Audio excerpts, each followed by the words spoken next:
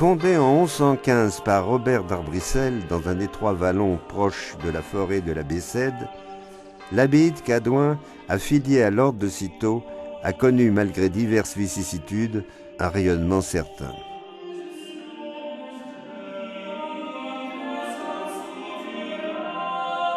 La première période faste est la période romane, XIIe siècle. C'est elle qui correspond à la construction de l'église, dont l'abside souveraine offre ses formes semi-circulaires comme image de la plénitude et de l'éternité bienheureuse.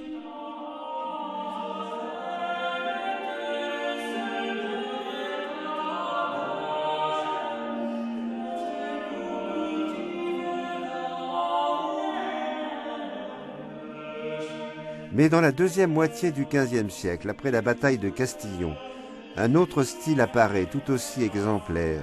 Son exubérance ne manque pas de séduire les visiteurs. Par la suite, c'est une longue décadence de l'abbaye. Avec la commande, les abbés résidents disparaissent. Les nouveaux abbés commendataires sont des laïcs, peu soucieux de spiritualité. Puis vient la longue période des guerres de religion. Enfin, la Révolution française sécularise l'abbaye. Les quelques moines qui en sont chassés ne reviendront plus jamais à Cadouin. Mais pénétrons à l'intérieur de l'édifice. En forme de croix latine, l'église possède 3 nefs couvertes d'un berceau brisé et supportées par des arcs doubleaux. La partie orientale de l'église, c'est-à-dire l'abside, comporte des sculptures, chapiteaux ornés de feuillages et d'animaux stylisés.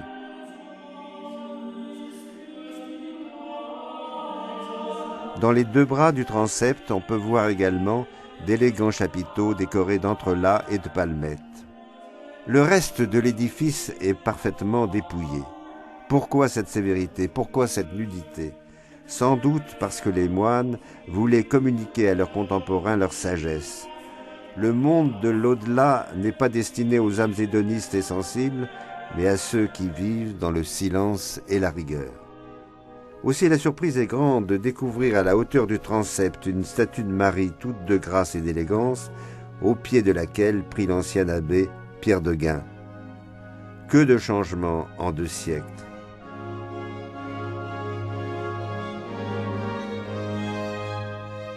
C'est cette statue qui nous introduit dans la deuxième partie de l'abbaye.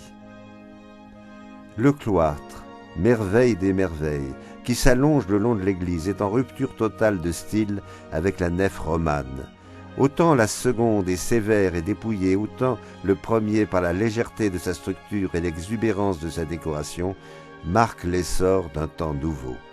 On sort de la guerre de 100 ans, de ses violences, de ses douleurs. Peu à peu l'aisance revient, sinon la richesse. Le paysan respire enfin, et le citadin se reprend à vivre. Alors éclate dans le ciel comme un feu d'artifice cette nouvelle architecture encore gothique, mais déjà baroque par son imaginative conception.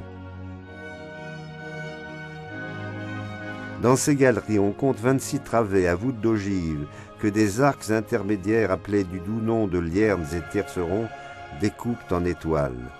Les baies sont à claire-voie, garnies de remplages. Les niches sont particulièrement soignées. Leur dé est ajouré.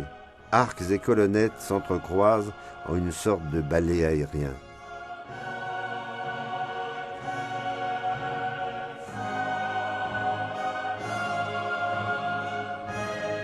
Et que dire de la sculpture? Elle décore aussi bien les murs du bâtiment que les clés de voûte.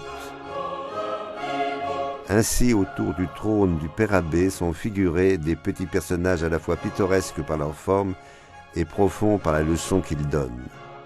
Au centre, la croix. Le Christ en route vers le Golgotha est entouré des saintes femmes et de Marie. En dessous, des soldats sont rassemblés, ils tiennent la tunique du Christ qu'il joue au dé. L'évocation de la passion du Seigneur est accompagnée par des petites scènes symboliques, comme Noé dans sa vigne ou Adam et Ève chassés du paradis. Les moines qui occupaient les lieux durant tout le Moyen-Âge ne sont pas oubliés. À côté du siège de l'abbé figurait une théorie de religieux conduite par leur père abbé, le robuste Pierre de Guin, qui fit tant pour l'abbaye.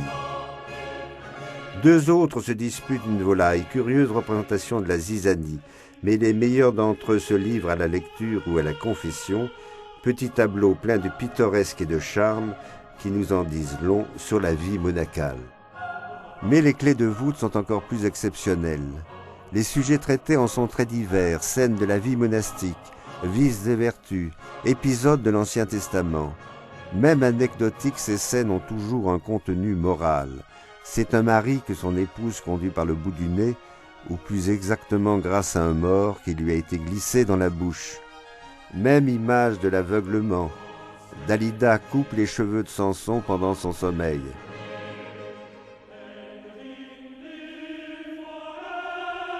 La parabole du mauvais riche est particulièrement bien traitée. Sur les murs du cloître de Cadouin, on peut voir le mauvais riche attablé devant un plantureux repas et conduire Lazare. Celui-ci, en costume de pèlerin, attend que Dieu l'accueille et en apothéose, la mort de Lazare.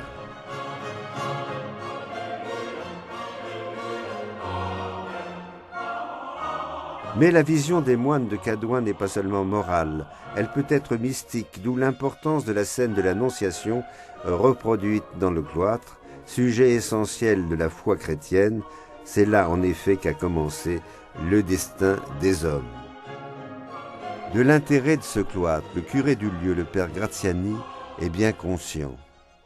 Cadouin me marque chaque fois que je viens. Je viens depuis très longtemps à Cadouin, et depuis 6 mois que je suis curé, je viens encore plus souvent. Je le découvre de bien des manières, souvent avec des jeunes qui sont émerveillés d'abord par ce vide, le vide du cloître.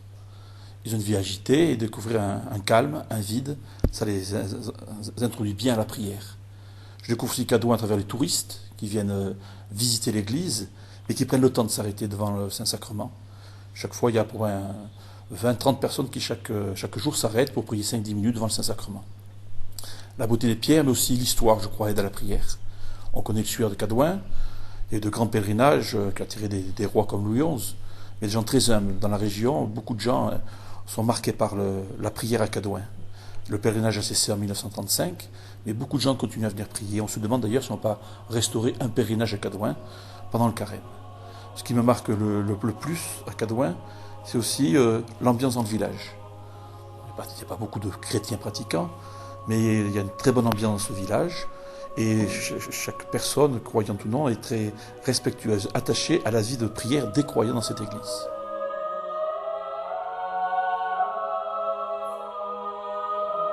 Mais en plus de ses qualités architecturales et picturales, l'abbaye de Cadouin possède, comme l'indique le père Graziani, une relique insigne. C'est un tissu très précieux qu'elle conserve depuis un millénaire. Tissu intact et très léger. La tradition veut que ce linge ait enveloppé la tête du Christ, comme le Saint-Suaire de Turin son corps. Mais pour corroborer cette thèse, un élément du tissu pose problème.